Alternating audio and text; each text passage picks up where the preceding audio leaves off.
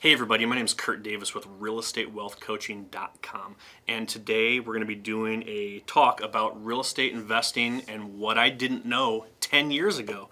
I've been in real estate investing for quite some time now, and when I got started in real estate investing, one of the things I thought is that you needed to have a lot of money to get involved in real estate investing.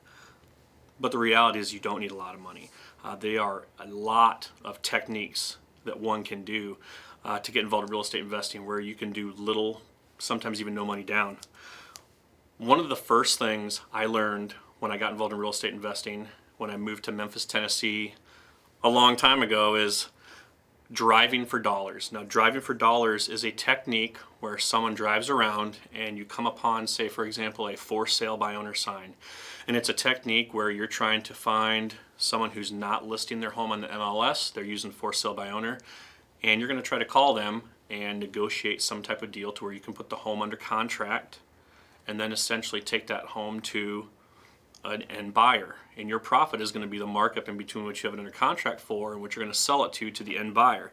Now, when I learned how to drive for dollars, I wasn't paying attention to the person who taught me about it. All I remember heard was blah, blah, blah, blah, blah, go find houses that have signs in the yard. So to me, I'm driving around and all of a sudden I'm seeing all these houses that have lots of signs in the yards. They were realtor signs, but I didn't know that that's not what I was looking for. So I remember getting back to the office and I had all these addresses that I wrote down, and I was like, man, this house had, this block had 3 houses on it, and I'm trying to call and make these calls, and for some reason I'm dealing with realtors. I didn't know what was going on, and I kept having dead ends until I did a little bit more homework, and I found out that those were the wrong houses. Those were not the right ones to be looking for. So you're not really looking for the realtor sign in the yard, you're looking for it's typically a white sign with red lettering, for sale by owner. Now, once I corrected my error and learned how to do it correctly, I remember one of a successful time of doing driving for dollars. I was driving down the street, came across property, I noticed the sign, I took some photos, wrote some notes down, went back to the office and started doing a little bit of homework on the property. You know, you can look up online, see who owns it, how many bedrooms, bathrooms, things like that. Made the call. I was able to successfully negotiate a price that worked for me to be able to turn around and wholesale it to an end buyer. I think the profit I made at the time was a decent little profit. I think it was around $4,000. But when I look at the amount of time that I had to put into that to make the $4,000, it was far more than anything that I ever made when I used to be a hotel chef, working for $10.50 an hour. So that was a huge point in my real estate career, was learning driving for dollars. So I still do it today. Occasionally when I'm driving around and I happen to see a property, it's still fun to do. It's kind of like garage sailing. You're trying to find treasure. You're trying to find that hidden gem, and driving for dollars is kind of like trying to find hidden gems. So that's one technique that I wish I would have learned faster. Another thing that I wish I would have known sooner was low or no money down real estate strategies for buy and hold. And what does that mean? So I'm an investor and I currently own 30 single family homes. I've been able to do that using a little or no money down strategy. Some people refer to it today as the BRRRR strategy, but essentially what it is that you're taking advantage of getting highly discounted property, and I'm using private money to, in a lot of cases, able to cover my purchase and renovation of the home using the private short-term loan, and then I refinance out of the short-term loan with a takeout lender, who then I'm able to pay back the private lender. And because of the strategy, I'm able to do it with little or no money down. And I wish I would have known this sooner, simply because the normal, or what people consider the normal way of purchasing investment property is, like a lot of people, you're going to put down 25% down plus closing cost.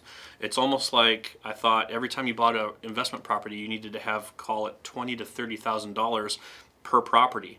Now, for some people, that's not a problem. They've got a lot of money, but for a lot of people, they may not be able to even consider buying rental property, or maybe they could buy one and then need to wait several years to hopefully save up enough money to buy another one.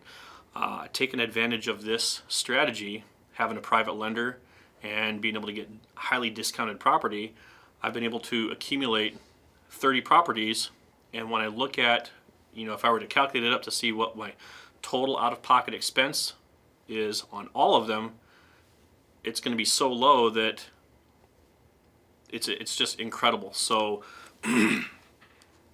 the buy and hold strategy, little to no money down, that was huge. I remember when I bought my first 2 properties, as a new investor, I wasn't really sure what part of town. Now I'm here in Memphis, so I wasn't sure exactly where I should purchase at the time. I had a private lender. There were a lot of deals around, but I didn't really know where to buy. So I talked with a few people, and I ended up buying my first 2 rental properties in a particular, essentially in the same neighborhood, but the same part of town.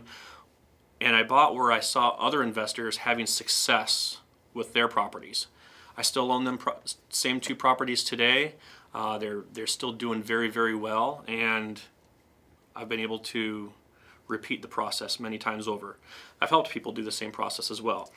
And the last thing I'm going to talk about is it's very similar to the buy and hold process. We use private money, but it's on a fix and flip level now. So what does that mean, fix and flip? That means we buy property low, we fix them up, and we sell them high, essentially. Most of the people that I sell properties to are located all around the United States. I have sold a lot of properties to investors from other countries, but what's exciting about this strategy is it's very similar to the BRRRR strategy, where, again, we're using private money that typically covers 100% of the transaction for us. So our purchase, our renovations, our holding cost, things like that, 100% is typically covered from our private loan. So, I wrote down a few quick numbers here. An example would be if I bought a property for $50,000, I'm going to need roughly $30,000 that's going to cover my renovation, loan origination fees, some holding cost, closing fees. So in this example, we're all in for about $80,000, but we're going to sell the home for somewhere in the $100,000 to $105,000 range. I'm not using my personal money to cover this transaction. I'm borrowing private money. And especially if you get to a point when you're trying to scale your business and you're doing a little more volume, and you're not just doing one deal at a time, private lending is going to be absolutely essential. It's something I wish I would have learned a whole lot sooner. So if you're brand new and you're looking to get in real estate investing, I hope that these techniques that I kind of gave you, wholesaling, driving for dollars, BRRRR strategy for buy and hold, and also private money for fix and flips, these are strategies that you can start doing right now. You don't need to wait. You can get going today. I do want to thank you for watching this video, and make sure that you like and subscribe to our page. And if you did like the video, please either leave a comment or share it with your friends, and we'll see you in the next video.